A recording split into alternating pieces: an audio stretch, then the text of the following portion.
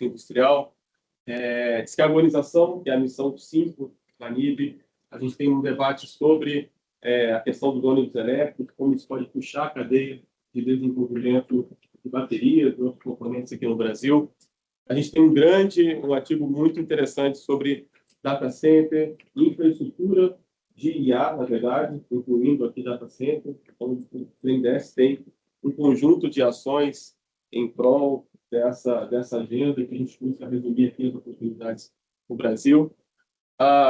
Outro artigo também sobre siderurgia, como é que a descarbonização nesses setores que a gente chama de hard to abate, né? Setores mais de difícil abatimento de emissões, vem ocorrendo e qual é o desafio na siderurgia, que é um setor absolutamente maduro e que enfrenta muitos desafios aqui no Brasil, ainda mais agora com o tarifaço, né? E, por fim, um último trabalho aqui sobre novas formas de mobilidade urbana. No caso, a gente está falando dos eVTOLs, que é aquele, abre aspas, de carro voador, e a Embraer é uma das líderes no mundo, né, nesse desenvolvimento. O BNDES vem participando com o financiamento e também com o equity dessa iniciativa. E aqui a gente traz também uma discussão. São alguns temas que permeiam aqui a política industrial, permeiam aqui a indústria. Então, convido vocês a verem. Tem um QR Code. A gente não está com a edição impressa ainda, mas está aqui no QR Code atrás aqui do card de vocês. E o Thiago me lembrou também que o time do banco tem um stand. Onde está, Thiago? No térreo, perto do auditório. No térreo, perto do auditório, com todas as publicações que o BNDES mais atuais do banco, né? Tanto o BNDES setorial anterior, a revista do BNDES e outras publicações disponíveis ali, gratuitas também para vocês conhecerem. Tá bom? Então está lançado aí o nosso BNDES setorial. A gente fez questão de deixá-lo aqui para essa sessão aqui da Ampeg. Tá? Obrigado a todos os autores. Obrigado ao time da AP pela parceria aqui. AP é a nossa área de planejamento, gente. Desculpa. Tem um linguajar benedense aqui, ó, essas siglazinhas aí ao lado dos nomes, são os departamentos do BNDES. Acabei esquecendo de retirar. Bom, gente, a segunda etapa aqui dessa mesa é justamente a gente trazer a discussão da política industrial. Nós estamos aqui com duas pessoas muito importantes dessa retomada da política industrial no Brasil. Então, o primeiro deles é o Wallace, que é secretário de Desenvolvimento Industrial e Inovação e Comércio e Serviço, lá do MDIC, super parceiro nosso do banco. O Wallace também é secretário executivo do CNDI, que é o Conselho Nacional de Desenvolvimento Industrial, que é onde essa política industrial foi formulada e é chancelada, presidida pelo vice-presidente Geraldo Alckmin.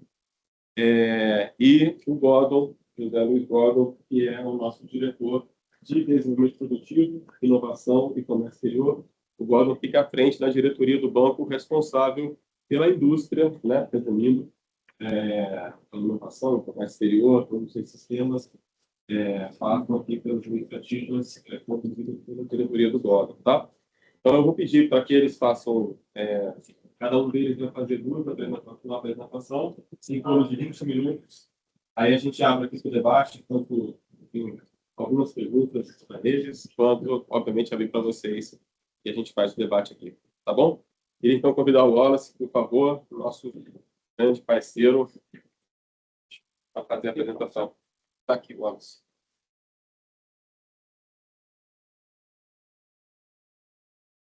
Boa tarde, pessoal. Eu queria saudar aqui o pessoal do BNDES, amigo, Ciro, eu, enquanto secretário. Uma breve apresentação. Como é que a NIB, a Nova Indústria Brasil, ela foi construída, alguns avanços dela, né? E qual que é o estágio, o desafio, o que a gente enxerga enquanto desafio da política industrial, da Nova Indústria Brasil. E fico depois à disposição para primeiro, do ponto de vista de governo, uma das coisas que é muito importante, que a gente sempre tem chamado a atenção, é que a Nova Indústria Brasil, ela não é um programa isolado do governo do presidente Lula. Ela está vinculada às outras duas grandes políticas. ao Plano de Transformação Ecológica, do ministro Fernando Haddad, que é coordenada pelo ministro Fernando Haddad, e ao novo PAC, que é uma política coordenada pelo ministro da Casa Civil, o ministro Rui Costa.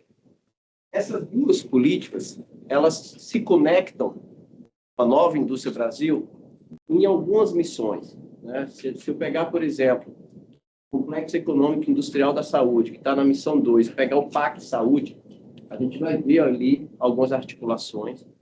Recentemente, a gente lançou um edital de 2,5 bilhões para compra de dispositivos médicos, com conteúdo local, imagem e preferência, que são 2 instrumentos, os 14 instrumentos da política industrial, para garantir demanda para a indústria nacional, ou garantir o mínimo de competitividade para a indústria nacional, ou até mesmo transferência e internalização de tecnologia. Né? Por outro lado, se a gente olhar a missão 5, que é transição energética, a gente vai ver ali o plano de transformação ecológica, a lei de hidrogênio de baixo carbono, a cadeia produtiva de eólica. Então, se a gente for navegando nas missões, a gente vai vendo ali a conexão ou a interconexão desses 3 grandes programas. Recentemente, eu participei de um debate lá no Tribunal de Contas da União, em que o José Disseu estava participando. Né? E na leitura dele, do Disseu, uma pessoa pela qual eu tenho um respeito muito grande, ele falou assim, olha, quando você junta os 3 grandes programas e dentro de uma articulação de coordenação de governo, você pode caracterizar isso como um projeto nacional. Então, na leitura dele, do Disseu, ele vê isso como um potencial muito grande de se transformar e se constituir enquanto um projeto nacional de desenvolvimento. Bom, aí vejam, a política industrial, só para...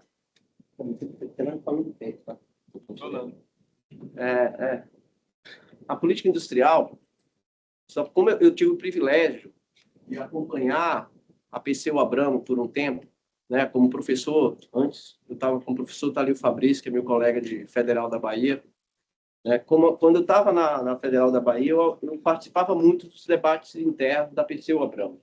Né? E ali a gente já discutia uma ideia de ter uma proposta de nação, independentemente se o PT seria governo ou não. Na época, inclusive, o presidente Lula, em 2018, 2019, estava fora de jogo, não era candidato, estava preso, inclusive. E a gente discutia ali sobre a coordenação do presidente atual do BNDES, o Aloysio Mercadante. Então, o Mercadante, como ele estava presidindo a PCU Abramo, ele sempre coordenava vários grupos de trabalho, vários grupos de pesquisa dentro da PCU Abramo, para pensar diversas áreas, área de trabalho, área de indústria, agrícola, agroindústria, enfim. Tinha várias áreas e vários especialistas. E eu estava ali justamente nessa discussão de política industrial, contribuindo para o debate.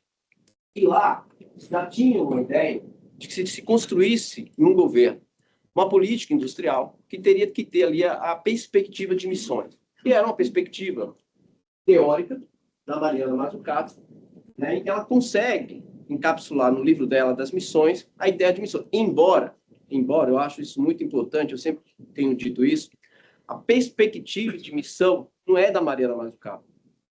Mariana Mazzucato consegue enquadrar no livro a ideia e de uma forma muito fácil de ler.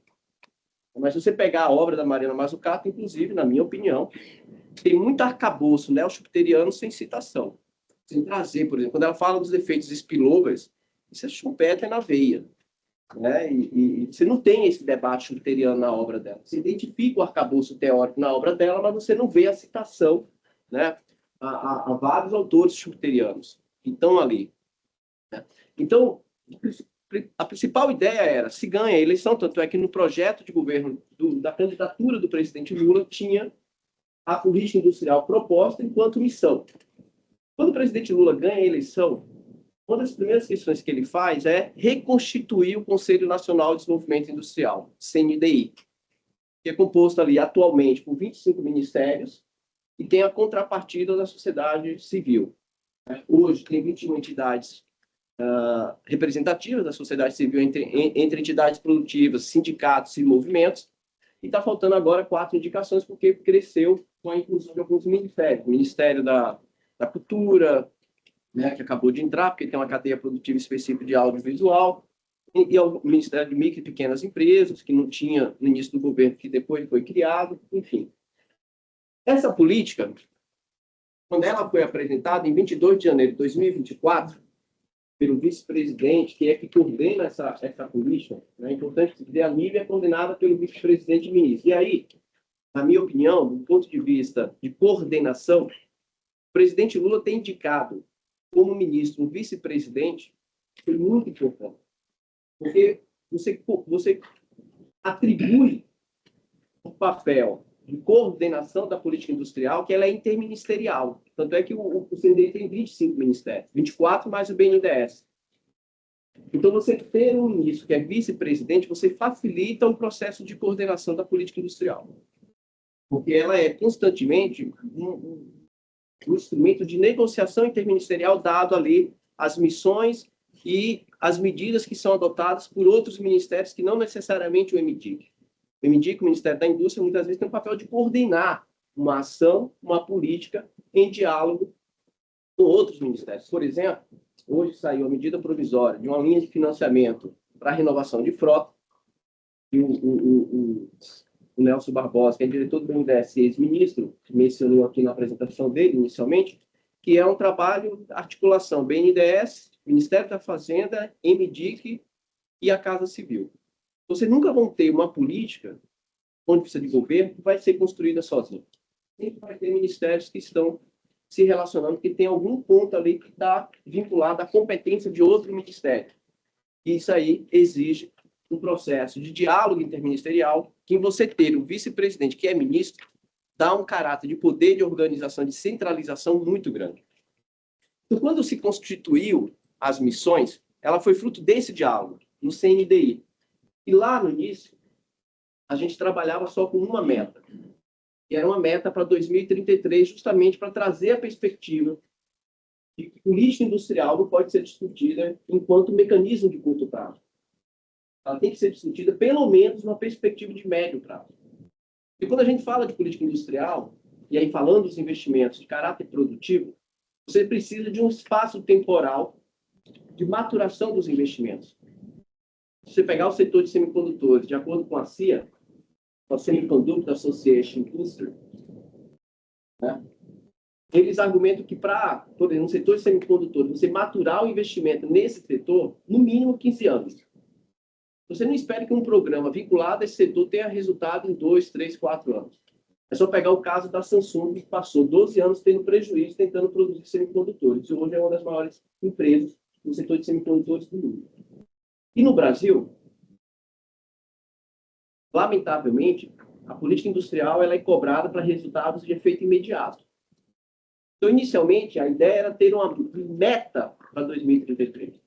A questão é que o próprio presidente Lula, ao ter conhecimento, ao ser apresentado para ele a primeira versão da Nova Indústria Brasil, ele cobrou que os ministérios e as entidades representativas construíssem uma meta intermediária para 2026. Isso foi feito, tanto é que ontem teve um evento no MDIC, com o Ministério de Desenvolvimento Agrário, anunciando o cumprimento da meta da missão 1, cadeias agroindustriais, de mecanização da agricultura familiar. Por várias questões, você incorpora máquinas agrícolas de pequeno porte na agricultura familiar, elevando o nível de produtividade e aumentando ali a possibilidade da capacidade produtiva desse setor. Geralmente, para o mercado interno, é a agricultura familiar que faz isso, né? Atender a demanda do mercado interno. Então, a gente tem metas hoje para 2026, até o final do próximo ano, e temos uma meta para 2033, que é uma meta que nós consideramos de médio prazo. Além disso, ali a gente tem 6 missões. Missão 1, cadeia agroindustrial. Missão 2, o Complexo Econômico Industrial da Saúde. A missão 3, infraestrutura, saneamento, moradia e mobilidade. A missão 4, transformação digital. A missão 5, transição energética. E a missão 6, a base industrial de defesa. A gente chama ali tecnologias para soberania, de interesse da soberania nacional, mas basicamente a gente está falando ali da indústria de base de defesa. Quando a gente apresenta essa perspectiva, uma das críticas que nós ouvimos muito no lançamento, além da questão dos instrumentos, foi a ideia de que, olha, a NIB, enquanto missão, ela é muito genérica. Você não tem foco. E, na minha opinião, era uma crítica muito válida. Porque, de fato, quando você pegava ou você pega o complexo econômico industrial da saúde, as cadeias agroindustriais, você perguntasse qual cadeia agroindustrial especificamente você está falando. O que vocês têm como foco em cada missão? Era um questionamento válido e que não estava muito bem desenhado. E aí tem uma questão que é muito importante. A política pública é um documento vivo, dinâmico, ele não é estático. Essas metas, as missões, as cadeias produtivas, tudo isso pode ser mudado dentro do CNDI. Se o Conselho Nacional de Desenvolvimento Industrial, né, composto pelos ministérios, pelas entidades representativas da sociedade civil, avaliarem que é importante rever, revisar, dialogar, isso é plenamente possível, porque a gente está falando de política pública. E, nesse sentido, quando trouxeram a ideia de que era importante trazer um relativo foco na política industrial, uma das questões que a gente trouxe do ponto de vista metodológico para discutir foi o que a gente chama de sistema setorial de inovação, que é uma perspectiva schumpeteriana, neo-schumpeteriana, de avaliar a perspectiva do que tem de ecossistema formado. Um dos princípios do sistema setorial de inovação, primeiro é analisar o ecossistema.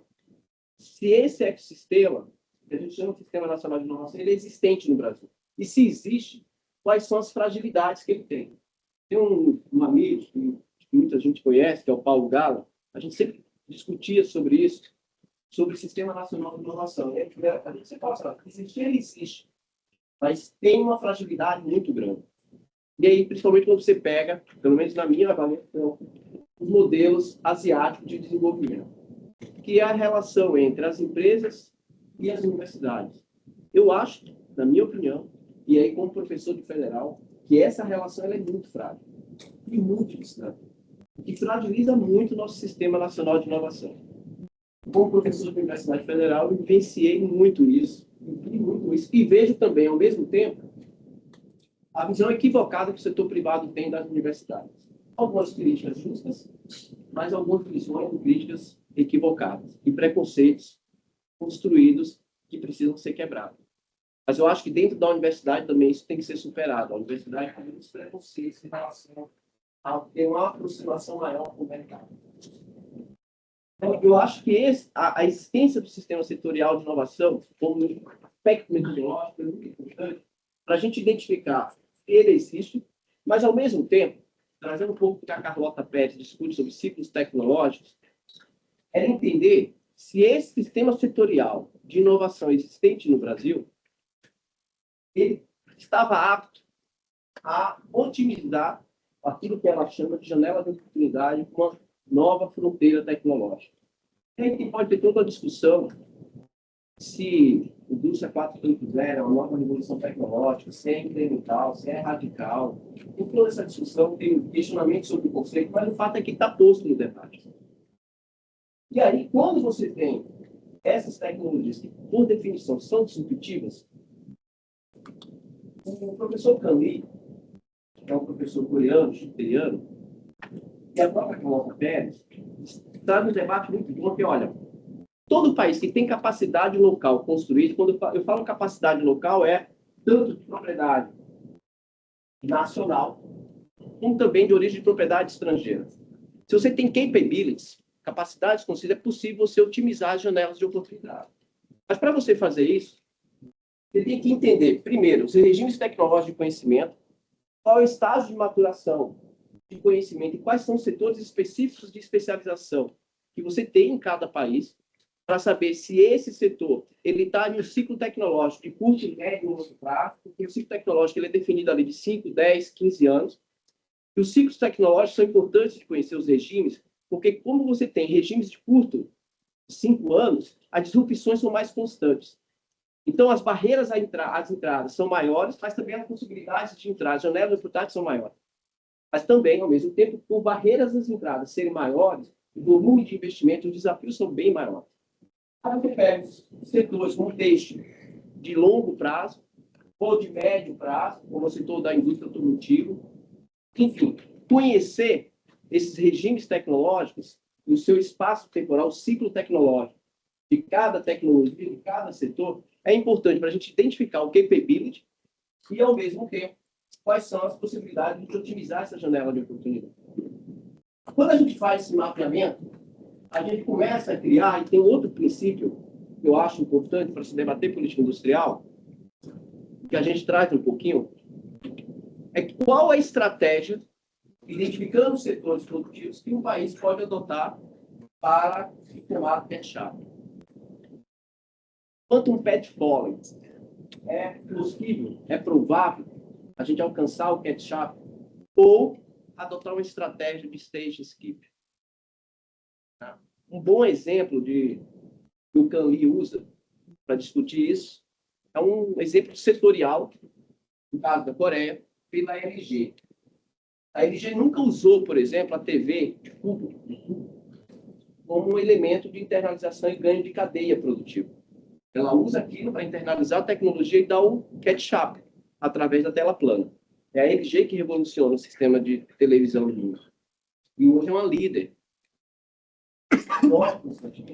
Mesma coisa, vocês pegaram o setor automotivo.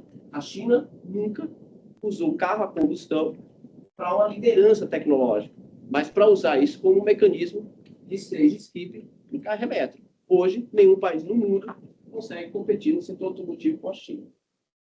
Então, esse é um outro grande ponto, e ao falar de cadeias produtivas e de estratégias de catch-up, pensando a política industrial como instrumento de promoção de desenvolvimento para superar a fadiga da renda média, deve ser pensado, deve ser refletido, deve trazer essa reflexão. E aí eu, particularmente, e eu converso muito com o Gordo, Peroni, o pessoal do BNDES, quando fala de semicondutores, eu sei que tem divergências. Sim, não posso falar impossível, porque eu não sou um pouco lá do Fukuyama de decretar o fim da história. Mas no setor de semicondutores, o Brasil não tem condições de ser manufacturing. É impossível. O investimento é muito alto. É o caso da TSMC, que está abrindo uma fábrica no Arizona, nos Estados Unidos, 50 bilhões de dólares de não reembolsado. Para um investimento. O Brasil não tem isso. 50 bilhões de dólares. O PADIS, que é o programa de semicondutores, é 1 bilhão por ano no orçamento, de reais. Então, atrair uma manufacturing nessa cadeia produtiva.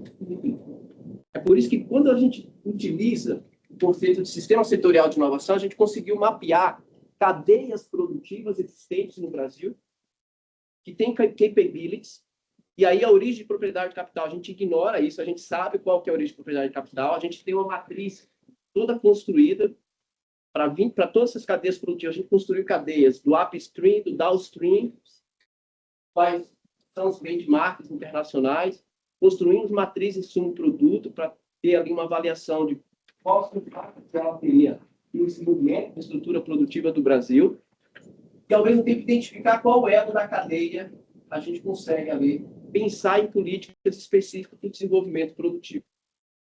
O tom da mídia hoje é toda a política, o BNDES, e aí eu vou trazer algumas questões que tem aqui, o BNDES, o Jorge vai falar melhor que eu sobre isso. Ela tem um foco muito grande, muito claro, onde a política industrial pode chegar.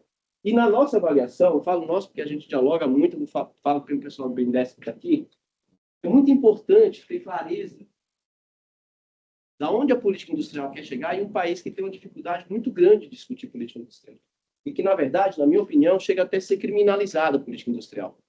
Então, ter clareza da onde a gente quer chegar, qual é a possibilidade de chegar, isso nos protege, inclusive, quanto atores públicos, de política pública. Nos protege, inclusive, dos órgãos de controle. Tribunal de Contas da União, por exemplo.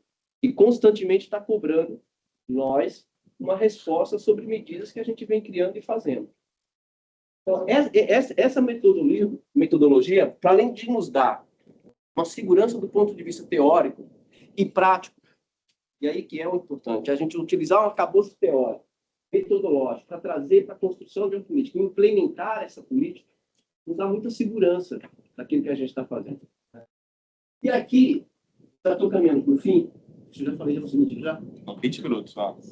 Tem 14 instrumentos na política industrial. Desses 14, eu queria só destacar um, e aí depois eu concluo, que é a política de linha de crédito. Por que isso? Uma das questões, o Gordon participou muito disso, em um debate que estava presente no dia, o Aloysio Mercadante, presidente do BNDES, o ministro da Fazenda, Fernando Haddad, e o vice-presidente Geraldo Alckmin, com o setor industrial, uma das questões que foi levantada é que se o agro no Brasil ele deu certo, ele teve uma política pública com previsibilidade. Isso se chama Plano Safra. Um conjunto de linhas de crédito subsidiadas de 500 bilhões atualmente por ano. Claro. Isso não sei que vantagem, porque você não é, você constrói. A vantagem competitiva do agro não caiu do céu. O agro brasileiro, eu tenho viajado com o vice-presidente, e isso para mim tem sido uma experiência extraordinária. Não vejo ninguém querer fazer comércio, acordo de livre comércio no setor do agro com o Brasil. Ninguém. Nunca vi nenhum país assim, não, no agro a gente quer fazer acordo de livre comércio. Porque basicamente não tem condição de competir com o agro brasileiro. Em escala, o Brasil é um dos poucos países do mundo, com grandes propriedades, com grandes latifúndios que tem escala, é intensivo em capital e subsídio pesado. Aí você vai para outros países que têm escala, com agricultura de pequeno porte, agricultura familiar, é óbvio que eles não concorrem com a agro. Ninguém quer fazer acordo de livre comércio, tanto é que o acordo União Europeia-Mercosul, um dos pontos é o agro. Recentemente a gente esteve na Índia e a primeira questão que o primeiro-ministro disse era que com o agro ele não queria fazer acordo de livre comércio com o Brasil. Então o agro teve um instrumento que construiu sua vantagem competitiva, que corroborou para sua vantagem competitiva. Esse instrumento é o Plano Safra. E aí foi que veio a ideia de se construir o Plano Mais Produção, que o Gordo vai explicar de forma mais aprofundada, precisando de ajuda do BNDES. O que é o Plano Mais Produção? É um conjunto de linhas de crédito, é um dos 14 instrumentos da ANIB, de 643,3 bilhões de reais, distribuído entre os bancos públicos, principalmente, tendo como protagonista o BNDES para a indústria. Crédito só para a indústria. Eu não estou considerando aqui outros recursos para outras áreas. Por que esse plano mais produção, para além de você organizar os bancos, ele é importante? Porque a gente traz para a institucionalidade do funcionamento do plano mais produção outros instrumentos da NIB, como, por exemplo, que os bancos cumpram conteúdo local. E aí eu vou dar um exemplo do porquê isso é importante. A matriz elétrica do Brasil hoje, ela é 90% limpa, em média. Todo mundo elogia muito. E na fotografia, de fato, é algo extraordinário. Mas no período recente, essa matriz ela cresce com o aumento da participação de fotovoltaica. Fotovoltaica hoje está em torno de 20% a 25%. Toda ela financiada com dinheiro público, com 0% de conteúdo local e tudo importado da China. Simultaneamente, a cadeia produtiva de eólica, claramente verticalizada por anos através de políticas públicas, passou a ter uma dificuldade profunda por falta de demanda, porque a gente foi expandindo a matriz energética limpa, matando a demanda por eólica, subsidiando fotovoltaica. Na foto, na sustentabilidade, ok. O problema é que, do ponto de vista de desenvolvimento produtivo, foi zero para o país. E financiado pelo BNB, pelo BASE, pelos bancos públicos, de fundos constitucionais. Então, quando a gente identifica isso, e usando o instrumento do Plano Mais Produção, a gente consegue incorporar o critério de conteúdo local para todos os bancos. Mas aí a gente teve que fazer alteração na LDO, né, que demandam um relativo tempo, um ano mais ou menos, para a gente ter que fazer isso. Outro ponto importante é que desse recurso, aprendendo com o BNDES tem um dashboard em que eles disponibilizam todos os dados de recursos do BNDES para a indústria. Então, a gente aproveitou esse exemplo, pegamos todos os dados dos bancos e construímos um dashboard que fica disponível no site do MDIC e que disponibiliza informação para onde esse dinheiro está indo. Desses 643, já foram contratados 588 bilhões. E aí, quem quiser, pode entrar no site do MDIC. Lá vai ter por eixo uma indústria mais exportadora, mais inovadora, mais competitiva e mais produtiva. Por banco, também pode identificar por ano, em cada ano, cada instituição, ela contratou, por missão, e cada missão, né, que foi o valor valor para cada missão, por eixo ali e por região. Aí tem um ponto que vocês vão identificar quando vocês entrarem, que quando a gente fala de região, os dados do Banco do Brasil a gente não pode disponibilizar. Tem um banco de capital aberto e a forma e a disponibilidade de fornecimento de dados tem algumas questões ali que o compliance não permite. Mas os demais indicadores, todos eles estão construindo. Um ponto importante, dos 588 bilhões, nós tivemos 406 mil projetos aprovados, vinculados a 6 missões para o desenvolvimento das 25 cadeias produtivas. Aqui, eu vou passar isso aqui, e o Gordon vai falar mais do que isso. Aqui também tem várias medidas, posso deixar esse PPT aqui disponível. Aqui são várias políticas que foram reconstruídas ou construídas nesse governo.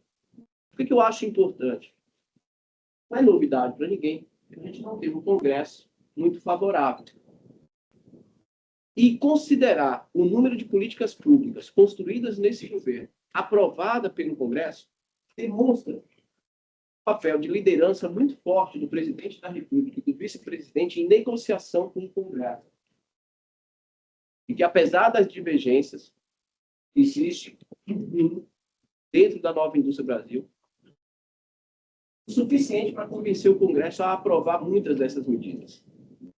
E uma coisa bacana, a CEPAL acabou de publicar um estudo em que ela faz uma análise sobre as políticas industriais ou tentativas de política industrial na América Latina. O Brasil é o único país que tem uma política industrial que cumpre todos os requisitos considerados importantes para se ter uma política industrial no país. Há 2 semanas, o secretário adjunto, Luiz Gesteira, ele participou de um evento da Unidos, em Riad, no lançamento do relatório de política industrial deles. E ele foi no meu lugar. E ali, ela foi apresentada com todo... É óbvio que é uma política pública que a gente tem que ouvir constantemente e aprimorar. Mas a nível é uma política que sai do papel para acontecer, para se concretizar. E é isso que vem acontecendo. O resultado dela, a gente tem mapeado hoje anúncios de investimento privado como resultado das políticas públicas criadas em torno de 2,8 trilhões de reais para os próximos ciclos, até 2030. E muitos setores que anunciam os investimentos como contrapartida das políticas que deram o mínimo de previsibilidade para o setor. Por exemplo, é o Programa de Mobilidade Verde e Inovação, o MOVER, um programa de crédito financeiro de 19,3 bilhões de reais até 28, teve como contrapartida anúncio de investimento no setor produtivo, tanto montadoras como autopeças, 190 bilhões de reais. É um resumo, eu fico à disposição, o Gordon vai aprofundar mais coisas em relação ao banco, e fica à disposição para o debate, para ouvir. Obrigado.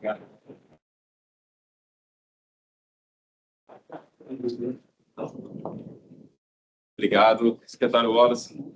A gente teve a de ver o Wallace falando um pouco também da toda a parte conceitual da NIB. Não deu tempo de representar tudo, então a gente tem, nesse documento aqui, basicamente a NIB se divide em 3 grandes blocos de medidas. As medidas aproximadas lá da demanda, né, de poder de compra, vendas, as medidas do ponto de vista regulatório, de incentivo, de indução, ambiente de negócios, e as medidas de financiamento, e aí que eu agora de fato concordo para detalhar essas medidas de financiamento pelo BNDES. O BNDES, como o Wallace disse, é a instituição que lidera, né, o plano mais produção aqui, e lidera uma retomada do apoio à indústria no próprio banco, né? Acho que, desde a gestão do presidente Mercadante, a indústria volta a ter um protagonismo na estratégia do BNDES, protagonismo dentro dessa estratégia, e isso se reveste em uma série de políticas públicas e de iniciativas que o Gordon vai detalhar aqui também. Então, passo para ele. Ele gosta de apresentar vários números, que ele vai botar aqui para vocês um pouco na prática e entrando no nível mais de grandes temas aqui que o vai utilizar. Bom, boa tarde, gente. Tudo bem? O desafio aqui é grande, falar um pouquinho depois secretário Wallace, professor Wallace, né? Então, vou tentar apresentação não está aí, vou tentar falar um pouquinho sobre a NIB. Eu acho que, pegando um pouco do gancho do que o secretário falou, eu acho que uma coisa que a gente tem visto no mundo é a retomada da agenda de política industrial. Eu vou usar o retomada entre aspas, sim, porque, na verdade, a política industrial aconteceu, acontece e vai acontecer sempre. O que alguns estudos têm mostrado, né, e mais recentemente o estudo mostrou, né, a quantidade de mais de 2.500 medidas de política industrial, aconteceram desde 2017 para cá, a grande maioria concentrada nos Estados Unidos, na União Europeia e China, é que a política industrial está cada vez mais ativa. E o que recentemente a gente tem visto, e aqui, começando com esse estudo da OCDE, esse estudo da OCDE é recente, esse dado ainda nem foi divulgado pela OCDE, não vou falar aqui, mostrar aqui, eles tentaram fazer uma análise de política industrial, mostrando entre 19 e 23, para tentar mostrar que os instrumentos de política industrial são constantemente utilizados e não são descontinuados. E mesmo para trás, esses instrumentos continuam sendo utilizados. O que eles tentam mostrar nesse relatório que eles estão construindo é que política industrial sempre foi feita, agora ela se tornou explícita. O país não tem, digamos assim, mais vergonha de falar que estão fazendo política industrial. Então, quando a gente olha aí os Estados Unidos, a União Europeia, a China essa nunca teve vergonha de falar que política industrial. Assim, esse relatório da OCDE mostra que os instrumentos de política industrial, seja eles com financiamento, recursos não reembolsáveis, incentivos fiscais, eles são constantemente utilizados pelos países para estimular seu setor industrial. Não tem descontinuidade e permanecem por muito tempo. Esse relatório tenta mostrar isso. Isso é importante, pegando um gancho que o Wallace falou, e que no Brasil a gente acaba, de certa forma, criminalizando a política industrial e descontinuando os instrumentos que são utilizados na política industrial. E aí, quando você vai fazer análise da política industrial, normalmente tem que olhar 1, 2 anos para fazer a política industrial, não deu certo. E a gente sabe que, se você vai botar uma política industrial, por exemplo, botar uma de inovação, o projeto de inovação vai demorar alguns anos para ele entrar no mercado. Porque a gente tem, primeiro, o risco tecnológico, desenvolver aquela tecnologia, ela pode dar certo, pode não dar certo. Então, tem o risco de mercado. Vocês sabem, como economistas, ainda tem certeza que não é quantificável o processo de inovação. Então, a gente tem que levar isso em conta. E aqui no Brasil, a gente tem um pouquinho de dificuldade de ter política industrial de forma constante, os instrumentos se perpetuando para fazer a diferença. E mais um dado de um estudo recente também que saiu esse ano, que está política do amigo, em que ela tenta mostrar a importância do setor industrial, né, para o desenvolvimento econômico e para o crescimento do país. 53% do investido em pesquisa e desenvolvimento está no setor industrial. Grande parte das patentes desenvolvidas verdes é o setor industrial. A cada um emprego gerado na indústria, 2 são gerados em outro setor. A importância dos setores que tinham indústria mais madura, resiliência, capacidade de recuperar após Covid. Então, esses dados mostram um pouquinho a importância de porque você tem que ter uma indústria. Que você tem que ter instrumentos constantes que os países fazem constantemente e usam constantemente esses instrumentos e evitam o voo da galinha da política industrial, né? Muitas vezes as pessoas falam, no Brasil, aqui o setor empresarial investe pouco em inovação e investe mais ao governo. Você pega os dados lá dos Estados Unidos, de Israel, a Coreia, está vendo? O Estado lá investe 30% e o governo e o setor privado 60%, 60%, 40%, 60%. O que não se fala, o que se não discute é a dinâmica. Olha só como. Esses países estão há anos o Estado colocando recursos. E cria a possibilidade de a empresa saber que se ela investir em inovação, elas vão ter instrumentos públicos para poderem correr o risco de investir em inovação. Isso faz com que elas possam multiplicar o que elas estão fazendo e continuar investindo. Na área da saúde, lá nos Estados Unidos, na National Institute of Health, mais de 50 anos investe lá 30 bilhões de dólares para desenvolver tecnologia na área da saúde. Não é à toa que eles dominam o que dominam. Isso é 1 ano, 2 anos. São anos fazendo isso para poder. E atraem mais investimento de PD. O setor privado europeu vai para lá, o setor privado de outros países vão para lá fazer pesquisa na área de saúde. Tem muito tempo investindo de forma constante. Aqui, o último slide, antes de entrar exatamente na ANIB, que eu queria colocar, é esse slide aqui dos instrumentos, que é também no relatório da OCDE, que é sempre bom a gente lembrar. Por muitos instrumentos, como colocou o secretário Wallace aqui, que a gente tem usado no período policial, tem instrumentos que a gente não monitora, instrumentos que a gente não monitora de oferta, e esses instrumentos têm que ser combinados e utilizados em conjunto. São super importantes. Mas, acima de tudo, tem uma importância de pensar instrumentos, o que cada um é capaz de fazer. Então, se você for pegar um recurso não reembolsável, ele vai ser um recurso não reembolsável ou uma compra pública, ele vai ser muito fundamental para você mudar a trajetória da empresa, ou induzir as empresas. Elas têm muito mais capacidade para isso, que são instrumentos que conseguem induzir o comportamento do setor empresarial. Os instrumentos como o incentivo fiscal, o próprio crédito, têm uma menor capacidade de induzir ou mudar o comportamento da empresa, do setor empresarial. Isso tem um livro chamado A Economia da Inovação Industrial, do Chris Freeman, que para mim é, depois do Capitalismo Socialismo do Cacete Schumpeter, é o principal livro, a principal referência que eu tenho para discutir um pouco de indústria, de inovação, a importância de política pública.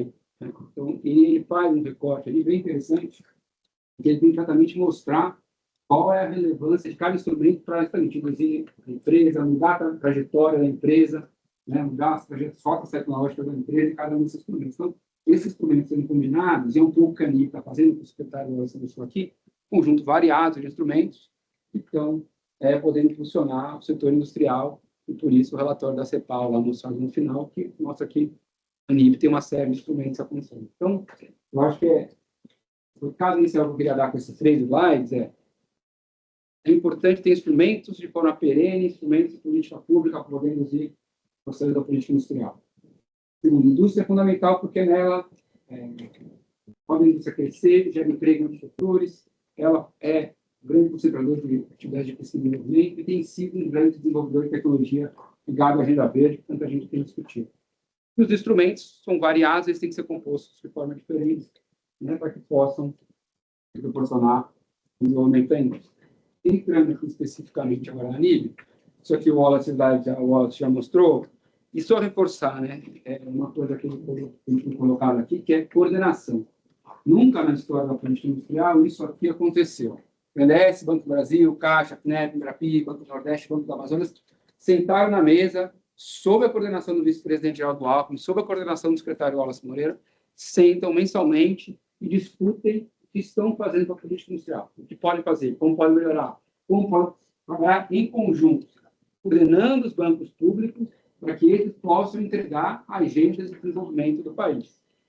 E aí, ao caso do conteúdo nacional, foi uma dessas conversas, estavam todos em conjunto, que a gente descobriu que o governo anterior tinha tirado o componente de conteúdo nacional dos recursos que os bancos públicos administravam.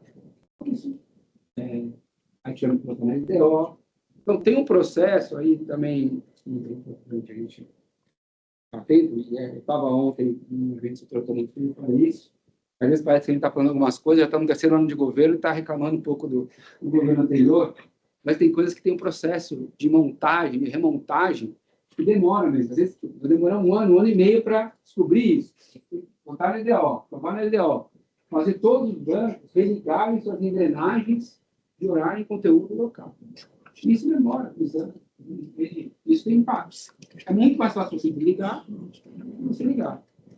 Quando você desliga a política industrial, demora muito mais tempo para você ligar. O setor empresarial, quando tem decisões de investimento, ele vai tomar as decisões de investimento dele sabendo se tem financiamento do BNDES, se tem financiamento da FINEP, se tem financiamento do Banco do Nordeste, ou se não tem. E não toma essa decisão de uma hora para outra. Você tem uma estratégia, tem um planejamento. Né? Em setembro, a gente tem que estar ali batendo na porta das empresas na área industrial, porque elas vão decidir os investimentos dela do outro ano. Se ela não tem essa perspectiva, não vou fazer investimento, não vou fazer investimento em inovação, se o BNDES não tinha mais nenhum instrumento de inovação. O governo anterior, o governo presente, tirou o instrumento de apoio à inovação do BNDES. A FINEP, que era um instrumento importante de apoio à inovação, nunca ninguém sabia qual seria o recurso dela. Então, a empresa não podia tomar decisão estratégica.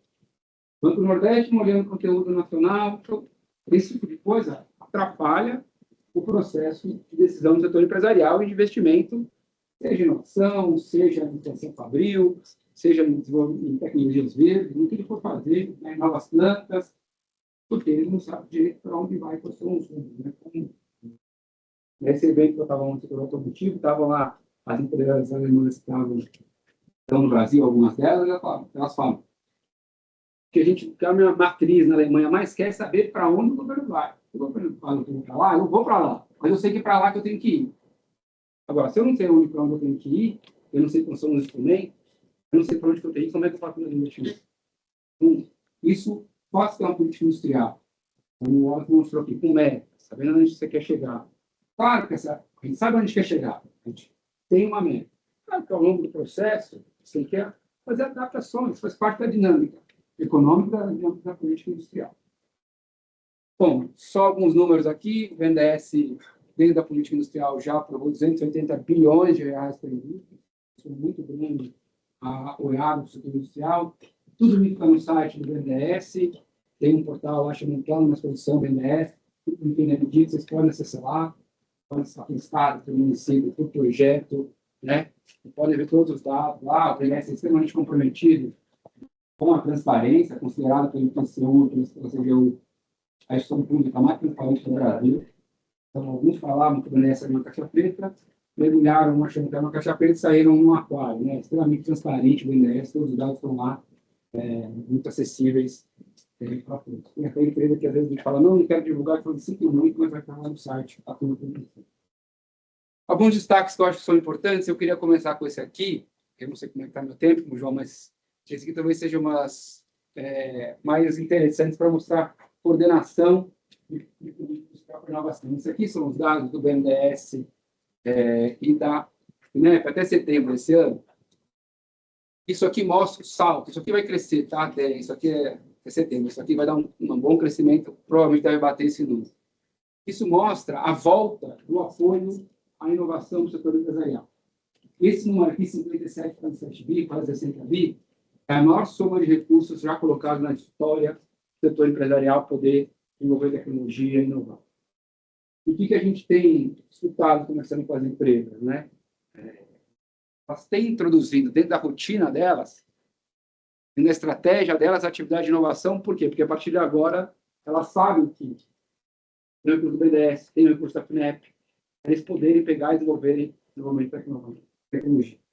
Umas empresas, como eu antes fazia um projeto ou outro de inovação, e agora, tem a estratégia da minha empresa, tem na rotina da minha empresa, vou dobrar o meu investimento no P&D e vou fazer um centro de P&D. Então, é um pouco o que é dito pelo Rose, né, o crescimento da firma, fala que é super importante. Né? O mais importante para uma empresa poder inovar, ela vai fazer na rotina dela, no dia a dia dela. Isso faça parte da estratégia dela, porque dificilmente ela vai descontinuar isso. Ela vai deixar de fazer isso, na volta na rotina dela. E, para isso, ela precisa de política pública. Então, aqui, o que a gente tem visto com as empresas é bem claro isso. Passei para a partir de agora, eu sei que isso está na minha rotina, está na minha estratégia. E se ela tem um centro, se ela faz um centro de P&D, ela não vai fazer um centro de P&D para não fazer pesquisa e desenvolvimento. Se faz um projeto por área, ela pode continuar aquele projeto, parar aquele projeto. Então, se ela faz um centro de P&D, ela vai fazer uma quantidade grande de projetos, ela vai contratar gente, engenheiros, cientistas, pesquisadores. Ou seja, isso gera uma economia muito mais complexa e muito mais relevante para o país. Em alguns casos, e aí eu vou dar um caso que é bem que a gente já pode contar, já saiu, você consegue deslocar investimento de empresas multinacionais para fazer P&D no Brasil. Então, no caso aqui da Bosch. A Bosch, que é uma multinacional alemã, que vocês conhecem, pela primeira vez, permitiu que um centro global de P&D saísse da Alemanha e viesse para o Brasil. Isso foi uma briga. Assim, a principal briga das empresas multinacionais é a matriz não quer perder o P&D de lá, e se ela abre alguma possibilidade de sair, todas as filiais querem puxar para o seu lado. A Bosch Brasil falou, eu quero trazer o centro de P&D de água para o Brasil, que faz o menor sentido estar na Alemanha. E a Bosch Alemanha falou, não, vai continuar aqui. E a Bosch Alemanha, a Bosch Brasil insistiu e começou a ganhar essa disputa. Nesse momento que ela abriu essa disputa, a Bosch México e a Bosch Índia falaram, não, mas nós queremos trazer para cá também. Vocês sabem, a Índia, como colocou o secretário Wallace aqui, quando falou, ó, querendo fazer a relação agricultura Brasil-Índia, A Índia fechou as portas, ela não quer nada de equipamentos brasileiros. Então, ela queria levar para lá o centro de experiência. Então, começou uma disputa. Bosch Brasil, Bosch México, Bosch Índia, Bosch da Alemanha, onde foi esse centro. E a Bosch Brasil conseguiu vencer porque ela conseguiu apresentar instrumentos de política brasileira que poderiam fazer diferença para esse investimento aqui, além, obviamente, de ter uma cultura extremamente pujante. Mas o fato de ter BNDES, FINEP, de ter o programa Mover, que é o programa de mobilidade, inclui também o agro, permitiu que a Bosch ganhasse, e deslocasse para cá um centro de P&D relevante da Bosch de desenvolvimento de tecnologia. Vai passar a empregar a gente aqui, gerar emprego aqui, e nós, inspirados nisso, fizemos um edital que eu vou mostrar uma frente para vocês. Então, esse talvez seja o slide mais interessante para te mostrar a quantidade de recursos e o fato desses recursos existirem estão fazendo diferença para a gente ter desenvolvimento de tecnologias no Brasil de forma muito estruturada a partir de uma política industrial. O que não pode é ser o voo de galinha, né? Isso aqui subir, esse tanto, e depois voltar para isso aqui, período onde não tinha recurso empresarial, não tinha nenhuma perspectiva objetiva. Esse aqui são os dados mais atualizados do BNDES, então, aqui até novembro, são 28 bi, isso aqui deve chegar em torno de 15 bi esse ano, então a gente vai bater esse dado aqui, 3,6, o recorde da história do BNDES no apoio à inovação, e aqui provavelmente nós vamos bater isso, por favor, não divulguem.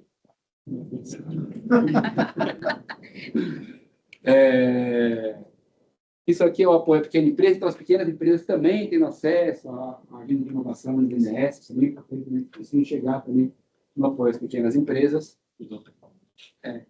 E aqui um dado que eu acho que a gente está começando a trabalhar, né, a equipe aqui do Gabriel, da área também, junto com a equipe do João, da área de indústria, na nossa análise de efetividade, de eficácia, de impacto da agenda de inovação. Né? Eu acho que tem um trabalho, obviamente, de curto, médio e longo prazo. Isso já tem algumas informações de fato, assim, de cuidado. Mas aqui uns dados interessantes, esses dados aqui são 23 e 24, né? Não tem 25.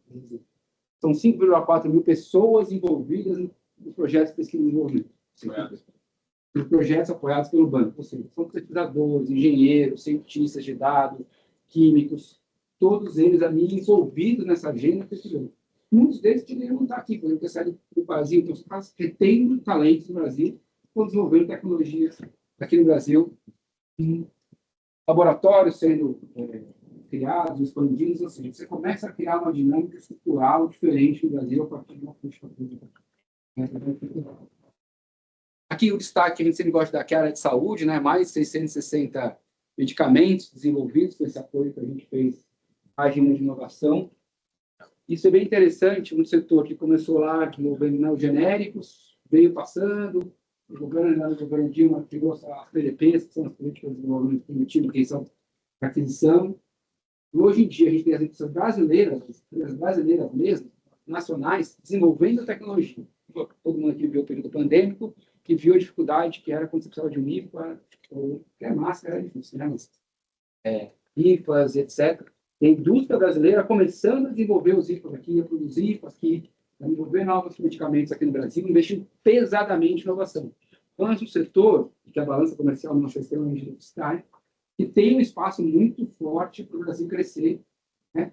Com tecnologia nacional, com empresas nacionais, e esse fruto aqui, isso aqui é o recorde da história do apoio do BNDES à história de saúde, né? Então, em 24, já temos o recorde da história de saúde.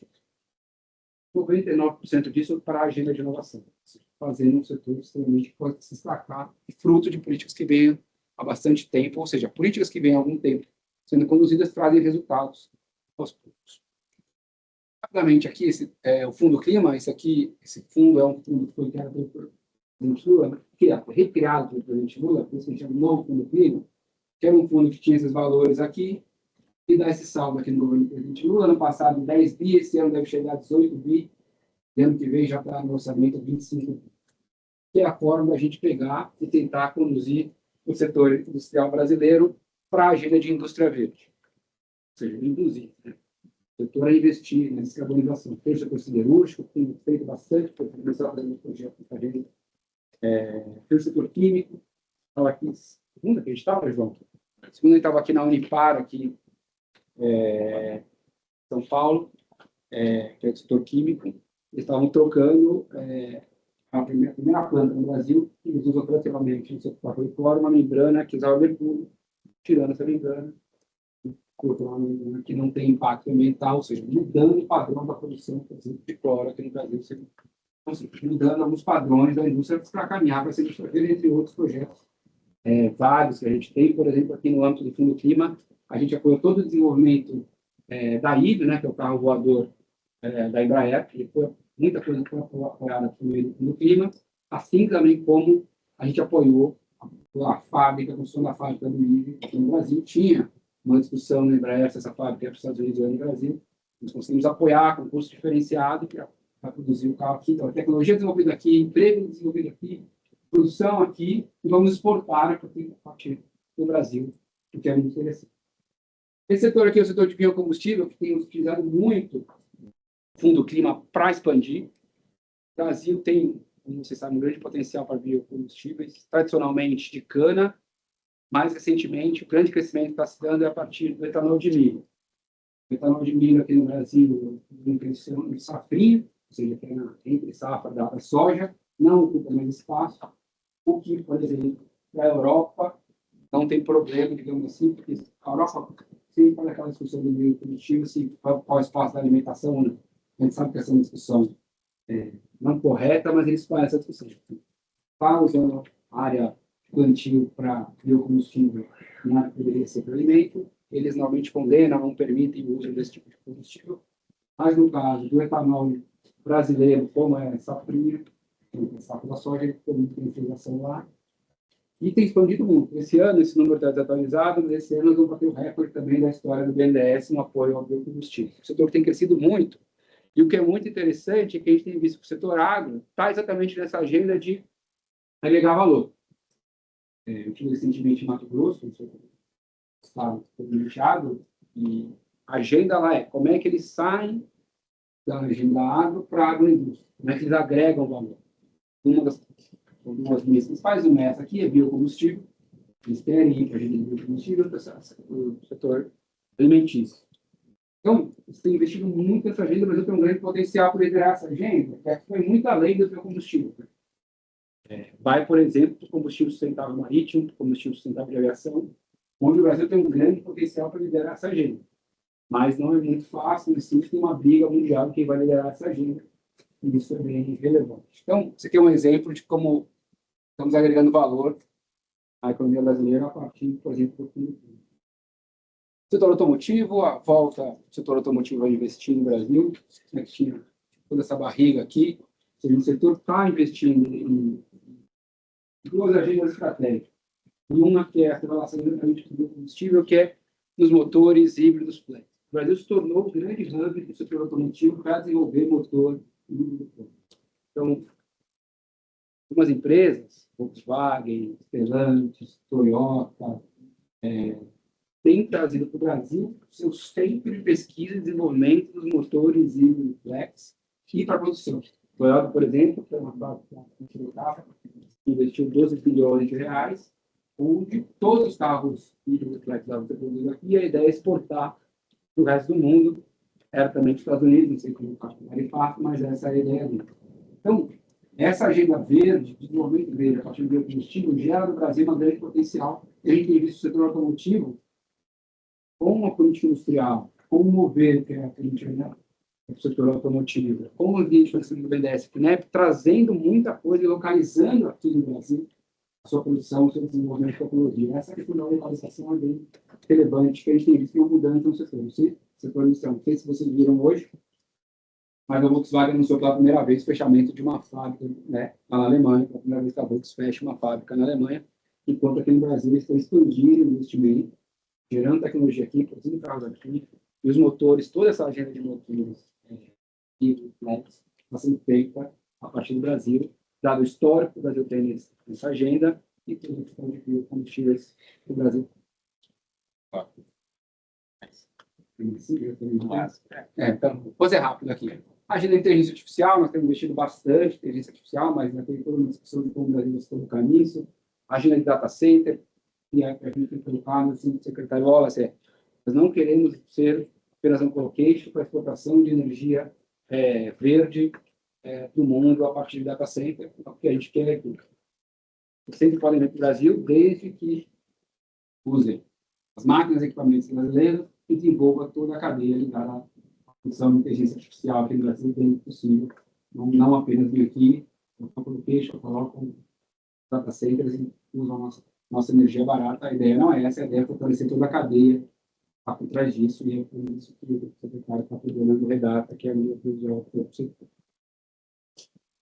Passar rápido. Aqui uma agenda estratégica, que é a agenda de exportação, né? Acho que a política industrial tem, no âmbito do financiamento, tem 4 eixos, né? Inovação, aumento de produtividade, uma indústria verde e exportação. O Brasil representa 1,5%, 2% da economia mundial, o restante está fora. A indústria brasileira precisa ter como meta exportar, ganhar mercado, chegar, arranjar uma nova demanda que estão fora do Brasil. E essa é uma agenda estratégica. Em torno de 90 países, como Estados Unidos, Alemanha, França, tem instituições semelhantes ao BNDES para estimular a exportação do setor industrial. Para vocês terem uma ideia dos dados, o financiamento mundial do setor da exportação do setor industrial, em torno de 8% disso é público. Na China é 20%, na Coreia é 20%, no Brasil é 0,4% o apoio do setor público à exportação do setor industrial. Isso significa o quê? Que quando você vai competir no Chile, onde 100% da frota de ônibus era brasileira, hoje você vai competir numa estação chilena, a China está levando 100%. Ela chega com qualidade dos ônibus dela, chega com financiamento e garantia para os chineses. Isso gera uma competição quase desleal. A mesma coisa vale na Alemanha no KfW, que é o BNDES deles, do mesmo jeito. Então, o BNDES, essa retomada do BNDES do apoio à exportação é bem importante. Então, basicamente, o governo anterior ao presidente Lula foi fechado, basicamente, a exportação, perdeu bastante relevância. Estamos retomando isso, para que a gente possa apoiar fortemente o setor industrial, apoiando a competitividade internacional. O financiamento do setor industrial é fundamental. Muitas vezes é no financiamento que, quando a licitação, uma empresa ganha ou perde. É importante ter um banco como o BNDES financiando essa agenda, instrumento importante no industrial é a agenda de exportação. Uma coisa vale para a Embraer, nós voltamos a apoiar a Embraer aqui no apoio à exportação. Mais uma vez, a gente vê esse vale aqui que foi repetido. Voltamos a apoiar a Embraer que chegou quase a vender ela, ainda bem que deu errado. Temos apoiado pesadamente o desenvolvimento de tecnologia da Embraer no banco e também a atividade de exportação da Embraer. Hoje a Embraer tem ganhado mercados constantemente. Historicamente, 47% de tudo que a Embraer exporta é o BNDES que financia. Nos últimos anos tem chegado a 60%. O BNDES não tem Embraer sem BNDES. Então, seria muito forte para apoiar a empresa. Por último, para finalizar, acho que só para destacar aqui, o governo do presidente Lula não se furtou por não ter divulgado fácil, sem nenhum caldo econômico, a fazer uma política para apoiar o setor, principalmente o setor empresarial, a sobreviver com 16 bilhões de reais que foram colocados para apoiar o setor produtivo nessa agenda. Fechando mesmo, agora prometo, João. Eu queria só chamar a atenção isso aqui. Isso aqui é fruto de parcerias. Lembra que eu falei da coordenação dos bancos públicos? Esses bancos públicos todos aqui em conjunto, fizemos uma chamada para o Nordeste, voltada para o Nordeste da indústria lá. Recebemos 246 propostas, 128 bi em propostas e selecionamos 189 propostas, 113 bi. A coordenação de BNDES, FINEP, Banco do Nordeste, Caixa, Banco do Brasil em conjunto, estimulando o desenvolvimento da indústria na região Nordeste. Isso é importante, pensar a questão regional é importante também. O Brasil é um país muito grande, tem diferenças regionais, e colocar os bancos públicos para contribuir com isso é bem estratégico. E esse edital aqui é o edital de centro de P&D. Eu contei o caso da Bosch, que trouxe o centro de P&D para cá, e, em função disso, a gente se inspirou em fazer esse chamamento público aqui para atração de centros de P&D ou fortalecimento de centros de P&D para o Brasil. Nós recebemos 618 propostas, 14 países diferentes, 13, 14 países diferentes. Aqui também tem muitas pequenas empresas. Nós selecionamos 88 projetos, são 10 bi inicialmente. Nós vamos expandir isso, esse é o nosso corpo expandindo isso. Primeira tranche são 88 projetos, 10 bi. Empresas fortalecendo ou trazendo seus centros de P&D para o Brasil. Isso significa que nós vamos consolidar aqui, pegar nós aqui, desenvolver tecnologia aqui, que não vai ser um projeto esporádico. Ou seja, isso é uma mudança estrutural para o futuro. É claro que alguns analistas do base vão querer olhar isso, querer o resultado no dia seguinte. Mas esse é um resultado que vai dar ao longo prazo. Mas isso ser muito estruturalmente, como essas empresas estão vindo para cá para se vender, olham o Brasil e como vão investir no Brasil. Como as matrizes veem o Brasil a partir desse momento, não apenas vão dar para virem e pensar nos seus produtos, mas para desenvolver tecnologia, produzir aqui, gerar emprego aqui, e se conectar com toda a base de produção da cadeia, que é fundamental. Nós estamos também voltando para o mercado de capitais, só uns fundos que a gente fez, mas eu queria falar especificamente da BNDES Par, investindo diretamente nas empresas, diretamente em equity. A BNDES, depois de 10 anos sem a BNDES Par investir diretamente em equity nas empresas, voltou a fazer isso. Nós estamos investindo em algumas empresas maduras que nós temos e investindo diretamente em algumas que são potenciais. A gente está falando, a gente fala isso e algumas pessoas, pô, o BNDES vai investir em empresa, que absurdo, seu papel só do setor privado, né? Recentemente, o DFC americano, que é do governo americano, comprou a empresa de níquel, o Piauí está comprando a empresa de níquel em Goiás, porque são áreas estratégicas para ele. Os estados fazem isso. O BNDES tem um papel estratégico, às vezes, inclusive, para proteger a empresa brasileira. Você pode ter certeza que o governo americano não vai transformar esse níquel aqui, gerar valor agregado. O que a gente tem que fazer é proteger as empresas brasileiras e o BNDES tem um papel estratégico. Começamos investindo na IVE, da Embraer, investimos em 2 empresas da agenda de bioeconomia, uma de biofertilizantes, e estamos agora expandindo esse processo de voltar a investir em algumas empresas, que é um instrumento super importante de política industrial. Então, eu acho que nós temos uma série de instrumentos que estão sendo colocados para o âmbito do BNDES para voltar a apoiar a indústria. Eu sempre brinco quando eu estou com o setor industrial, mas estão em vale aqui para a academia, para quem gosta de política industrial, enxerga importante. Tem que defender a política industrial, tem que defender a indústria. Tem uma tendência a criminalizar e dizer que isso não é bom, isso não é nada, mas não tem água sem indústria, não tem água sem marca, sem tendência.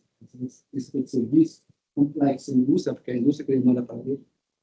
Então, é muito importante que a área acadêmica aproveite para isso de todos. Escreva sobre o BNDES também, para que a gente possa sempre melhorando a discussão. Acho que é isso. Obrigado.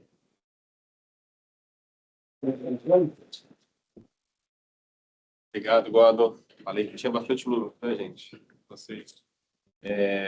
Bom, vamos abrir para o debate aqui, gente. A gente tem mais ou menos uns 25 minutos aqui. Então, André Wallace, ele precisou. Falei de algumas vezes, né? Tinha ligado. A não tem 3 anos. Pois é. Mas daqui a pouco ele está de volta. Daqui a pouco ele está de volta. Gente, obrigado pela apresentação. Eu sou uma pessoa que me interesso muito pelo tema política industrial. Quando eu vi a apresentação do Wallace, eu gostei muito da apresentação do Wallace e o Gordon, eu fiquei pensando, bom, estamos tomando um banho de mundo real, né? Porque ontem eu só fui numa sessão aqui, os 4 papers eram só econometria. Não que econometria não dito com o mundo real, mas seja, tem dados omitidos. Aqui a gente está vendo os dados. Eu tenho só na verdade, 2 perguntas, talvez fosse endereçada para o Wallace. Né? Quando saiu o programa Brasil, na tentativa, né, de colaborar, eu fiz um artigo em que eu tentava fazer o que eu chamo de crítica construtiva, né? Ou seja, o que faltavam ali, basicamente, a questão da coordenação, faltava a definição do que seria prioritário, seja com atividades, setores, a questão da governança, e a coordenação certamente com a política macro também seria pedir demais, porque isso foge ao saco dos formuladores, mas com a política comércio exterior. E aí, amanhã eu vou fazer uma mini aula exatamente sobre esse tema, e aí eles me obrigaram a fazer um outro artigo, né? Aí, no finalzinho do artigo, né, eu tento fazer um acompanhamento mais simples do que vocês fizeram, que foi muito mais detalhado, e aí eu notei, né, que, por exemplo, com relação ao governo, né, parece que houve um avanço, porque criou-se um conselho de Estado, do qual faz parte o presidente da República, que era exatamente o que eu chamava a atenção, ou seja, grandes planos, né, de desenvolvimento que esperem transformação industrial e tecnológica, né, se realmente não tiver algo centralizado lá em cima, né, fica difícil você realmente ter resultados. E também, com relação a isso que o Alan se apresentou, né, já se definiram as cadeias prioritárias, ele até tem justificativo, né, não está no documento que aparece público, né, ele justificou. Agora, realmente, o que eu noto, embora o Alan nos instrumentos tenha se referido a comércio exterior, eu vejo que não há ainda essa articulação. E qual é a importância da articulação do comércio exterior? Porque toda política industrial vai ter que envolver, né, a faceta vertical que vocês definiram com as cadeias. E aí, na faceta vertical, né, o instrumento, cada caso é um caso. Por exemplo, talvez a questão da tarifa não seja tão relevante para o setor ali de saúde, que é fármaco, vacina, nesse caso, política de compras, é talvez o fator relevante. Mas, em algumas inovações, sejam elas por imitação, que envolva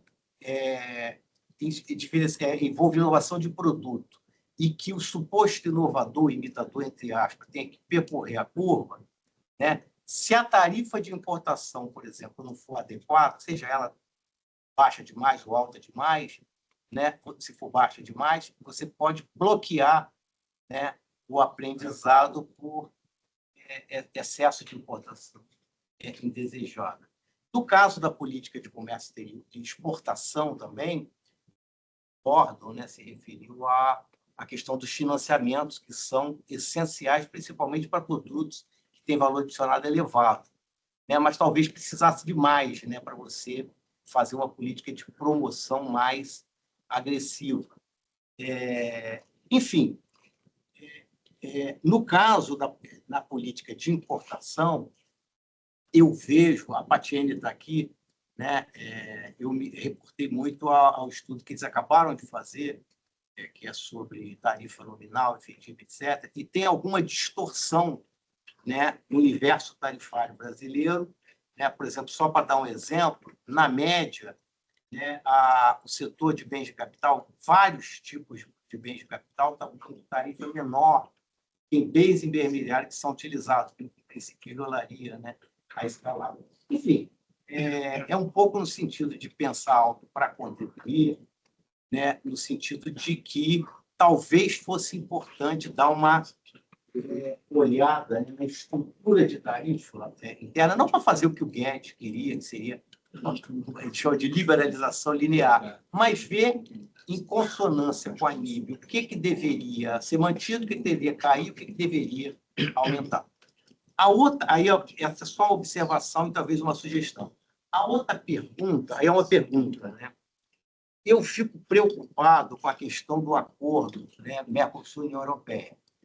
É interessante que no meu livro, né, quando você olha um pouco a teoria de comércio internacional, assim, muito de forma intuitiva, talvez não tenha muito a temer, porque tem a parcela do leste da União Europeia que tem padrão, do ponto de vista de país similar ao Brasil, poderia ter alguma coisa de comércio industrial. No entanto, você nota que, para acelerar o acordo, né, eu acho que agora a União Europeia, né, caiu na real, né, com a história do Trump e tal, agora é eles que querem acelerar, mas aí eles estão querendo mais concessão, válvula de escape, setor agrícola, etc. E eu vi ontem um dos trabalhos que eu vi, que foi de simulação, o impacto de efeito esperado de curto prazo.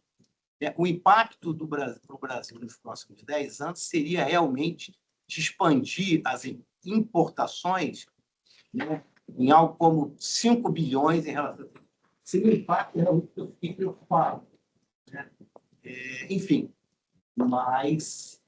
Ou seja, então a pergunta é, será que esse acordo com a União Europeia, da forma como ele está articulado e dadas as simulações, ele não pode entrar em contradição, ou seja, de certa forma, contrapor os efeitos esperados da NIB? Só fazer uns comentários. Não, só pedir desculpa a vocês, eu saí porque o vice-presidente ligou, e aí eu tinha que atender a ligação. Era bom, era prudente. A gente sai de Brasília, mas Brasília não sai da gente. Peço desculpa. Primeira é coordenação, a segunda é inicial e a última para você, que é Mercosul. Não, Mercosul eu falo Europeia. da Só sobre coordenação, eu acho que esse é um ponto importante. Quando a gente fez a coordenação dos bancos públicos, isso nunca aconteceu. Então, tem um processo de construção do aparato de planejamento do Estado, de coordenação do Estado, que aqui no Brasil, sabe bem, ele vai e volta, né? Então, assim, você tem toda a parte de reconstrução disso. Ou quando eu estava discutindo, voltou o CNDI, eles fizeram uma estatística do CNI, que é o Conselho Nacional de Desenvolvimento Industrial, quantas reuniões tiveram depois do governo do presidente Lula? Até voltar para ele. Não teve reunião do CNDI. Assim, o próprio setor industrial não lutou por aquilo que coordenava ele. Eles deixaram fechar o MDIC, que era o ministério deles. O presidente Lula falou, o presidente da CNI começou a pedir um monte de coisa, ele falou, como é que vocês vão pedir tudo isso se lá atrás vocês lutaram por que era de interesse de vocês que poderia defender vocês? Então, o aparato, nós estamos reconstruindo. Então, o CNDI para funcionar, o secretário está reunindo toda hora sobre o CNDI para validar tudo que é feito, é validado no CNDI. Então, tem a coordenação no âmbito do Conselho CNDI, que é presidida pelo vice-presidente da República.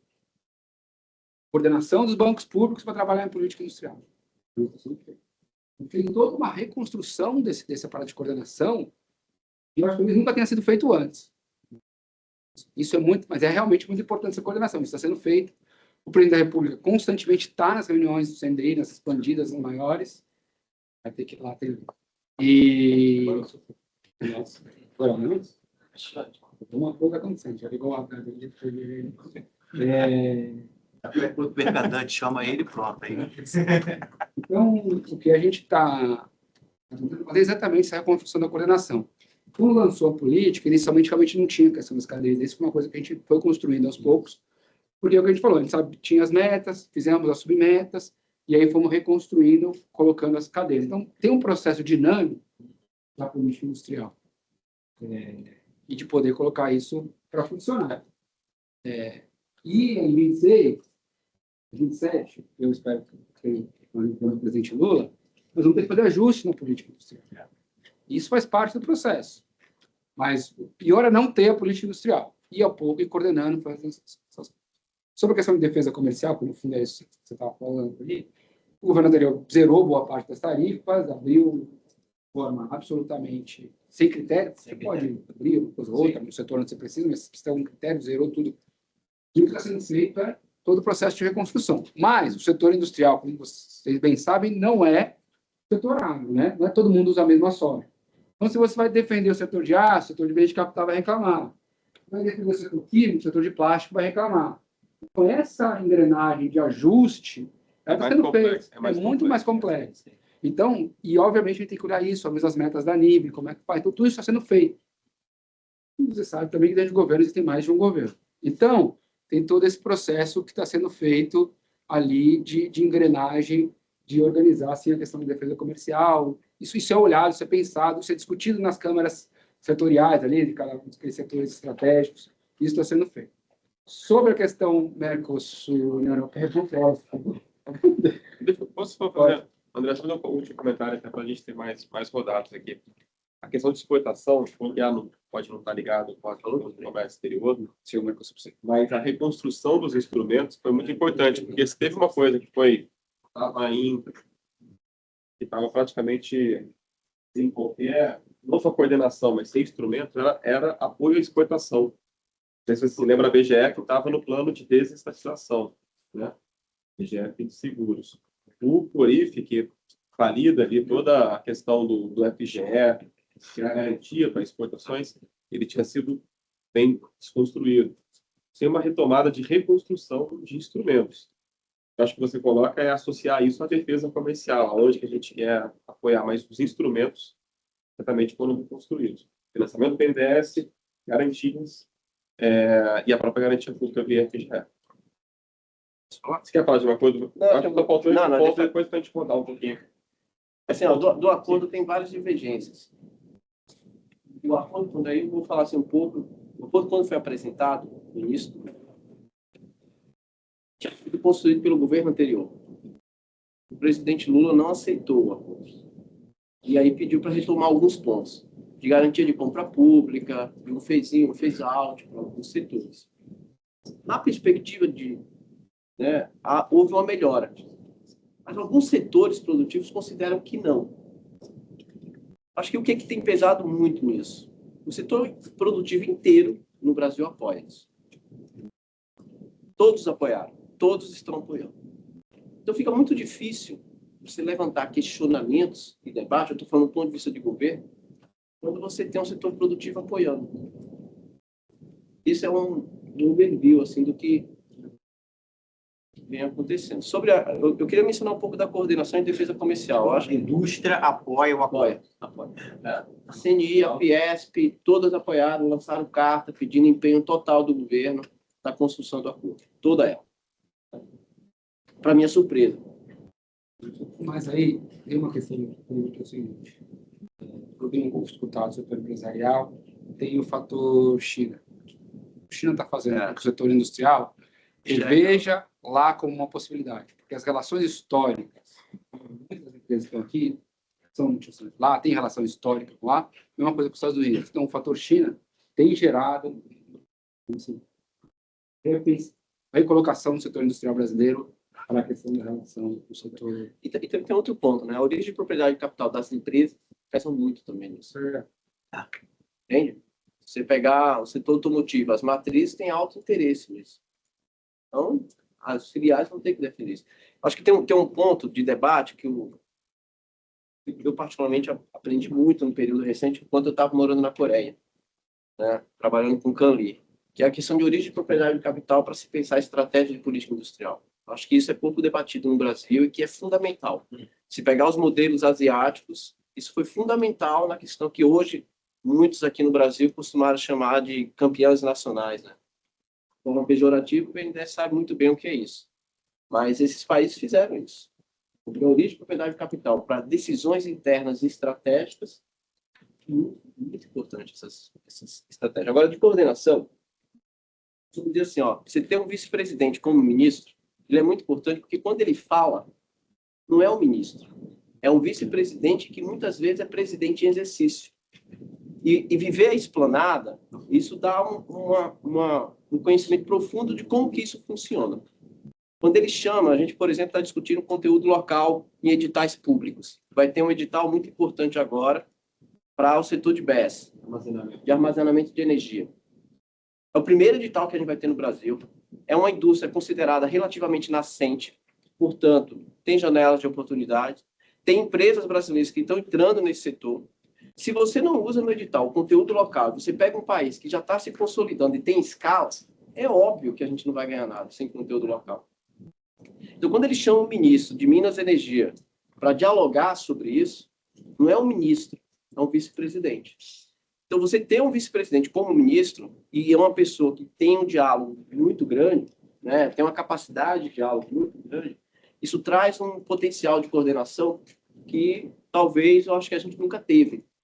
Eu acho que nesse ponto o presidente Lula, em vários, óbvio, mas assim, tratando do MDIC, eu acho que isso foi muito importante. Né? Ele centralizar. O ano passado, o Gordon falou dessas reuniões, nós tivemos 7 reuniões de CNDI com todos os ministros presentes e com o presidente Lula. Isso nunca tinha acontecido. Com eventos, com grandes anúncios de investimentos privados e públicos. Então, esse defesa comercial, talvez esse seja um dos maiores desafios nossos. Por quê? O Brasil, eu brincava, quando surgiu essa questão dos Estados Unidos, que pior do que os Estados Unidos é a gente enfrentar a China. A China me preocupa muito mais do que os Estados Unidos. Você tem um país que projetou sua estrutura produtiva para crescer a 10%, está crescendo assim, e que é muito diversificado, eles têm excesso de capacidade produtiva em tudo e vende abaixo de preço de mercado. Pega o setor de aço. Eles produzem 1 bilhão e 200 milhões de toneladas por ano. Um pouco acima de 50% da capacidade mundial. Você põe tarifa de importação a 25. 25 e nada para a China é a mesma coisa. Ou vai para o dump. Aí dump você busca fazer triangulação de comércio ou você busca NCMs, como a gente chama de fuga. E aí você tem especialista para tudo nisso. Então, a política de defesa comercial é um desafio. Por exemplo, a gente aplicou o dump para pneu. Aí eles conseguiram entrar no Brasil, pneu com roda, mais barato do que o pneu.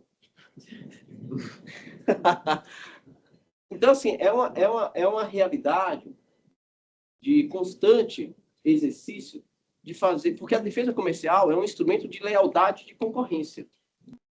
E aí tem um ponto que eu queria chamar a atenção. Desculpa, mas a minha pergunta não foi sobre defesa. Sim, mas minha pergunta não foi sobre defesa, foi sobre a política de importação e de exportação, tarifa. Tá? Desculpa. Tá, então, tarifa também. É tarifa que a gente faz. A gente usa, né, tanto para... A gente aplicou tarifa de importação agora para os carros eletrificados. Não, a gente não tinha. Era a menor tarifa de importação do mundo, era do Brasil em termos de carros eletrificados. Entre os principais países produtores. Porque se o país não produz, não tem por que ele ter. Então, esse é um outro exercício. Aí tem uma questão que eu acho importante. Recentemente, eu vi uma publicação na Folha de São Paulo falando que a receita para o crescimento era a abertura. Eu acho que... E aí usaram a tarifa informada, tarifa nominal. É um erro brutal, porque existe uma coisa chamada regimes especiais no Brasil que zeram tarifa de importação para tudo. Sim. Se vocês pegarem, por exemplo, a tarifa efetiva de comércio do Brasil com os Estados Unidos é 2,7. Dos 10 principais produtos que nós compramos nos Estados Unidos, 8 são tarifa zero. A professora Marta, da UFRJ, fez um exercício com os dados e a tarifa efetiva do Brasil hoje é 4,9 em média. Vou falar em abertura, dizer que o Brasil é economia fechada, desculpa, é falta de conhecimento. Vamos lá. Gente, pegar mais duas perguntas aqui para a gente pensar. Fechar mais. Tomar a discussão. Sendo bem breve, chamou a atenção a questão da criminalização da política. Pensando o seguinte, o industrial não é exatamente uma novidade. O governo Lula assume em 2003, eu não lembro exatamente, acho que era Pizza, né? Em 2008 tem a PDP, assim por diante, ou seja... PPB, né? Não, PDP. PDP, Brasil Maior, né? O Plano Brasil Maior. Se a gente for mais para trás, a gente vai ter política industrial mais para trás. Né? Assim, não sei até que ponto isso também pode ser uma questão ideológica, claro, de formação, isso é da formação dos economistas, mas assim, até que ponto isso também não é uma dificuldade da própria política industrial apresentar os seus resultados, demonstrar efetivamente que cada real aplicado gera, de fato, de resultado para a sociedade. E aí eu me pergunto, e pergunto para vocês, por curiosidade, é o seguinte: primeiro, qual é o custo dessa política industrial? De todos esses. De quanto que a gente está falando? Porque recurso público ele é limitado. Né? Então, se eu estou alocando em uma atividade, às vezes eu deixo de alocar em outra. Acho que a sociedade quer um pouco ter essa noção de quanto está se gastando ao todo com a política industrial, com essa nova, essa ANEEL.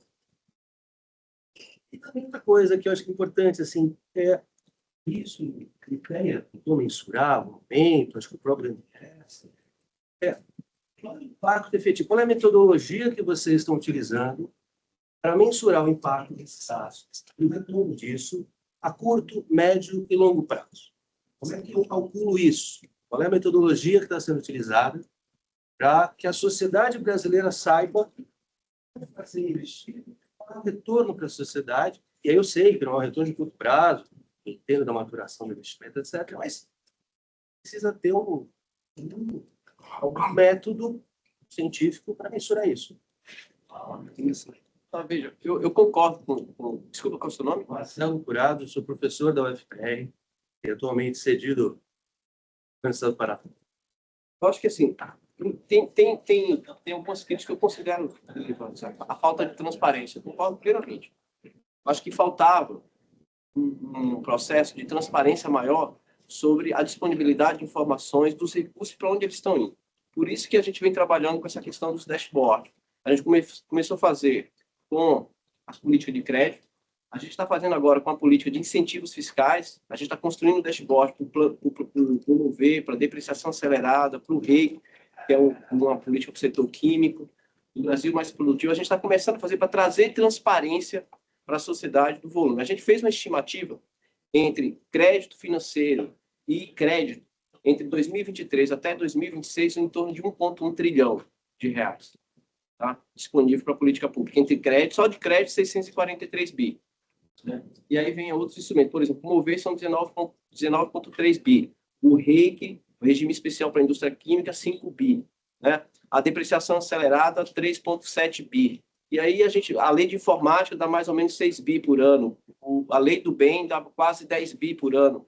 O Padrinho dá 1 bi por ano. Então, a gente vai pegando os vários, as PDPs, recursos da PDP, do Parceria de Desenvolvimento Produtivo, que fica no Ministério da Saúde, as PEDIs, a gente foi olhando tudo isso para a gente ter uma ideia de quanto que teria ali entre incentivos fiscais e crédito. E para tudo isso, a gente está dialogando com os demais ministérios para ter acesso a essas informações e disponibilizar. E esse é um ponto que não é fácil, que é a coordenação interministerial, você ter acesso a essas informações. Né? Por exemplo, uma coisa que é muito rica, eu falo porque eu vi, trabalhei com isso um tempo, são as RDAs da Lei de Informática, da Lei do Bem. Agora o TCU está cobrando do MCTI que disponibiliza isso, até um certo exagero, que está disponibilizando segredo industrial ali. Aí eu acho arriscado. Né? Mas dá para fazer isso, é o que a gente está tentando construir, eu concordo. Uma parte da crítica, ela tem fundamento quando você não traz transparência. E é isso que a gente está construindo, né? Que é a ideia da gente aprender com os erros, tentar corrigir erros, para tentar superar essa rejeição que se tem à política industrial. Três dimensões para responder. A gente pode ficar aqui horas conversando sobre isso. Eu acho que essa discussão sobre impacto é fundamental para tudo. Então, a primeira coisa que a gente tem que pensar é o seguinte. Tá, tem política industrial, tem política de pizza, produzir, tecnologia melhor. A primeira coisa que a gente tem que pensar é o que teria acontecido com a indústria se não tivesse tido. Será que a indústria de fármacos hoje estaria como ela está, desenvolvendo tecnologia, se não tivesse tido lá atrás? Pizza, PDP. Eu não estou dizendo que a pizza, PDP, mas a política industrial ela é feita aos poucos. Ela é feita constantemente. A China não fez o DeepSeek de uma hora para outra. Né? Desenvolvendo tecnologia para chegar onde a China. Então, tudo que foi sendo feito tem que levantar a prova. Como é que teria sido a indústria se não tivesse tido tudo que foi feito? Pode melhorar, pode fazer melhor, tudo pode ser. Acho que essa é a primeira Condenação. Exatamente, condenação. Principalmente fiscal. Essa vai ser uma parte que eu queria falar agora. Então, qual seria o custo de não ter feito nada? Geração de emprego, emprego de qualidade, quem estaria demandando para o setor de serviços, quem estaria demandando para o setor agro. Então, assim, tem que primeiro olhar. A segunda dimensão é de onde a gente parte. Né? Qual a indústria que a gente tinha, qual a base industrial, como isso foi feito, como é que essa indústria está caminhando, qual o apoio. Isso também tem um processo de aprendizado, fazer política industrial. E a pizza, eu tenho críticas à pizza, por exemplo. A minha pizza foi um documento só, não teve ações. Depois ela, acho que a PDP teve experiências melhores, e depois no Plano Brasil Maior, junto com a nova empresa, tiveram seus méritos. Agora, isso foi tudo descontinuado ali, quando a coisa engrenou. Então, eu tenho a terceira coisa para mim, que é a coisa mais engraçada, é que leva para a questão da criminalização da política industrial. Ninguém vai me discutir qual o custo do Plano Safra. O que o Plano Safra trouxe de bom para o país? Quem paga mais imposto é a indústria ou o setor agro? E o setor agro tem um subsídio muito maior que o setor industrial. O Plano Safra, ele começou em 2003, com o governo do presidente Lula. O presidente Lula lança a produção. Os às vezes esquece quem fez a produção. Esquece quem fez as LCAs, foi o presidente Lula, junto com o Plano Safra. Então, são 22 anos de subsídio pesado. Qual o custo? Por que não vejo ninguém na mídia? Quando lançou a política industrial, eu e esse cara aqui passamos 15 dias na mídia explicando que a gente ia botar 300 bilhões de reais, né, que era 300, em 5 anos. E eu, setor agro, tem 500 bi por ano. E eu... Não, calma, mas é isso que eu vou falar. Assim, por que ninguém... Mas aí, o início da sua pergunta foi a questão da criminalização. Por que ninguém fala assim, não pode fazer a política do agro? Tem que fazer a política do agro. E tem que fazer a política industrial.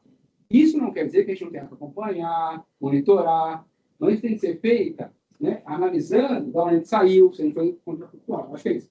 A gente pode ficar aqui horas debatendo, não dá tempo, mas eu acho que é um pouco isso. Tem que olhar o contrafactual, tem que olhar de onde a gente saiu, e tem que também, assim, parar de criminalizar, que é o que a gente falou. Por que ninguém fala isso do agro? Ninguém reclama que o agro não paga quase imposto no Brasil, tem um subsídio muito grande, não gera quase emprego, ao contrário que a gente paga muito imposto, gera muito emprego e quase não tem subsídio.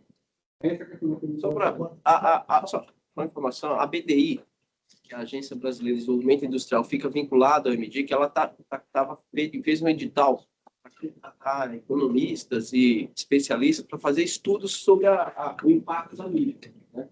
Inclusive, teve edital, eu sei que eles já fizeram a contratação e eles estão fazendo estudo. O que a gente faz é disponibilizar os dados, né, as informações para que eles possam fazer as devidas análises. Se já tem, eu recomendo, inclusive o doutor está aqui, o Luciano, já tem uma análise de impacto de inovação, política industrial para inovação, um resultado efetivo em massa salarial, emprego qualificado. Então, assim, já tem muitos resultados. É que as pessoas, como o Gordon falou, conhecem pouco, né, as defesas. Assim, tá publicado no site do BNDES. Um dos autores está ali. Da agrícolas também. Do agro também tem. E o BNDES, assim como a BDI, está contratando agora. Vão ser 4 ou 5 centros de referência, né, de pesquisa, de pós-graduação. Pernambuco, Paraíba, São Paulo, USP, né, Templário, FRJ, para estudar todos os fundos com algum incentivo fiscal, ou seja, com algum impacto em termos de custo, quais são os benefícios gerados e tentar, de alguma forma, mensurar os benefícios para todos eles que estão aí por trás da linha. Então, acho que te convido a conhecer isso, que acho que vai, a parte da falta dos estudos, eu acho que não vão faltar, não, e já tem. Então, nós vamos ter que... Vai ter mais uma, tá? Mas tem, pô? Vamos deixar. Quem trabalha é moderador, né? Fica a fala.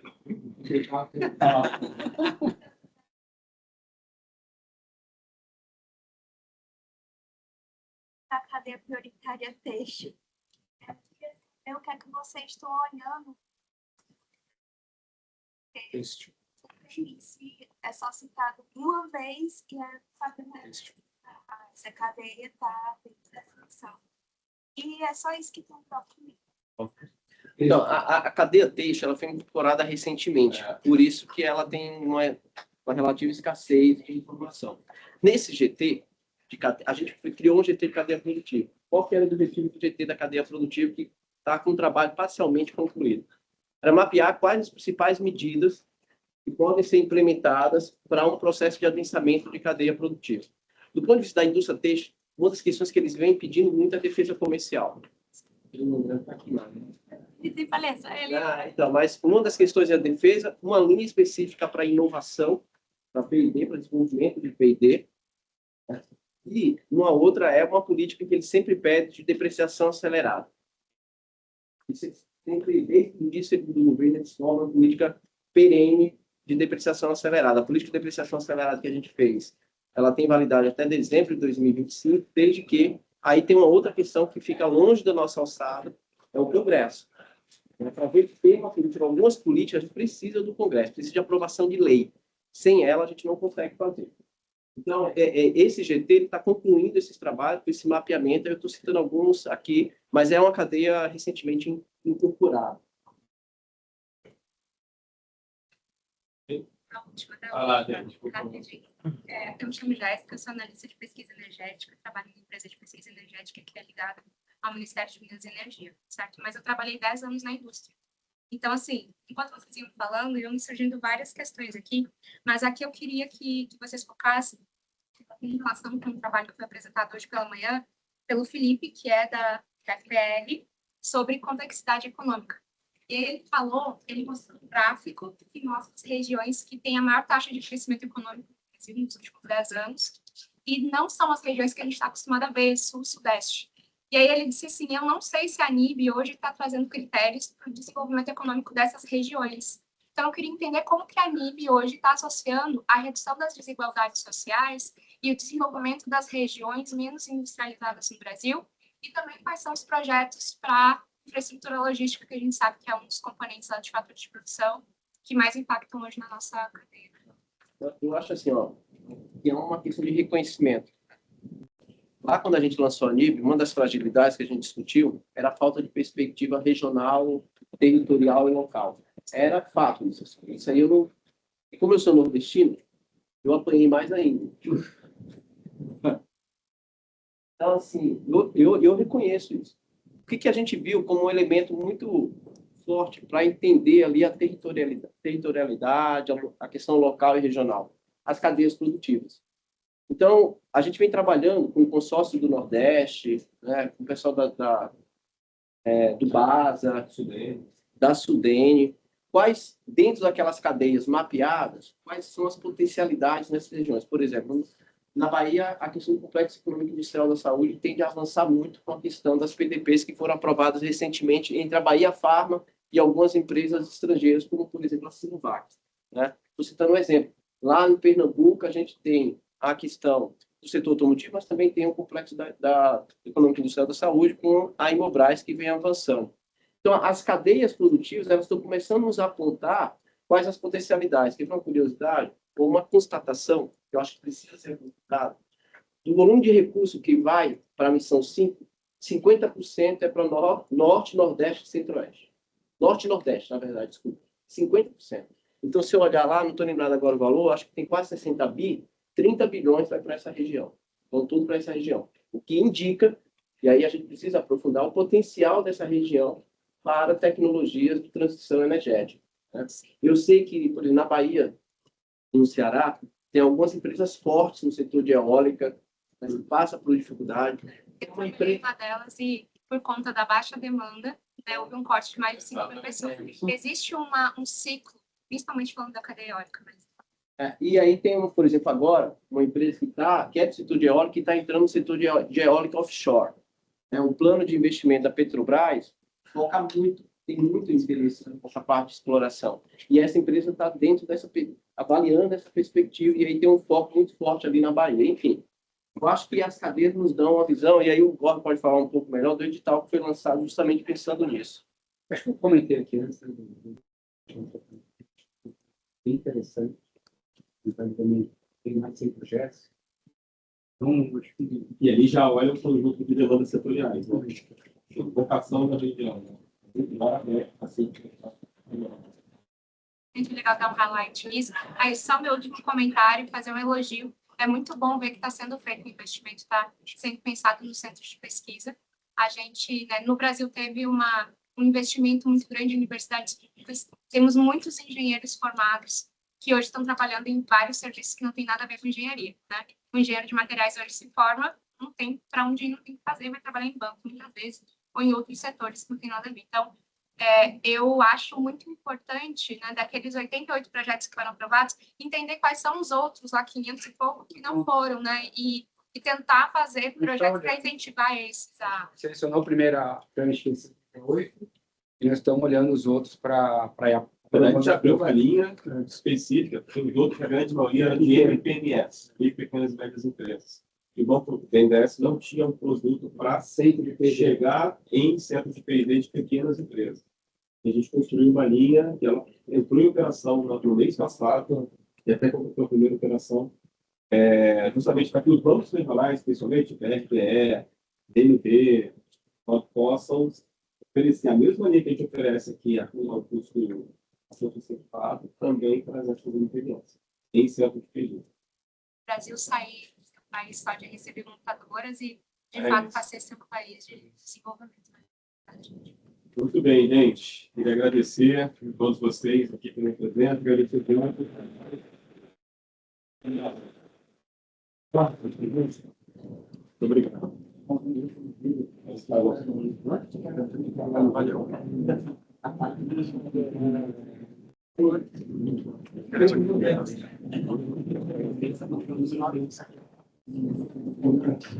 Ah,